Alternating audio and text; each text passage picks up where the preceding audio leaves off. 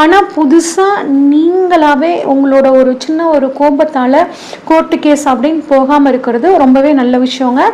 அதே மாதிரி கடன் கிடைக்குங்க. கடன் தேடி தேடி வந்து கொடுப்பாங்க. ஃபோனாக வரும், இந்த பேங்க்லேருந்து பேசுகிறேங்க, அந்த பேங்க்லேருந்து பேசுகிறேங்க, அவங்களுக்கு இவ்வளோ பர்சனல் லோன் வந்து அவங்களுக்கு குவாலிஃபை ஆகிருக்கீங்க, இவ்வளோ பணம் நாங்கள் கொடுக்குறோங்க அப்படின்லாம் சொல்லுவாங்கங்க.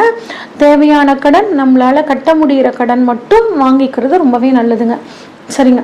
இது வந்து 6ஆம் இடத்துல குரு இருக்கிறதுக்கான பலன்க. 6ஆம் இடத்துலேருந்து குரு தனது 5, 7, 9ஆம் பார்வையாக உங்களோட ராசிக்கு 3 இடங்களை பார்க்குறாரு. எந்த 3 இடம் அப்படின்னா 10ஆம் இடமான தொழில் ஸ்தானம், 12ஆம் இடமான விரயஸ்தானம், 2ஆம் இடமான பணவரவு ஸ்தானம். அப்போ தொழிலையும் பார்க்குறாரு, விரயத்தையும் பார்க்குறாரு, பணவரவையும் பார்க்குறாரு. அப்போ என்ன பண்ணுவீங்க? தொழிலுக்காக ஒரு விரயம் பண்ணி அதன் மூலியமாக நீங்கள் பணம் சம்பாதிக்கக்கூடிய ஒரு அமைப்பை குரு பகவான் உங்களுக்கு கொடுக்குறாரு. இப்போ 10ஆம் இடத்து குரு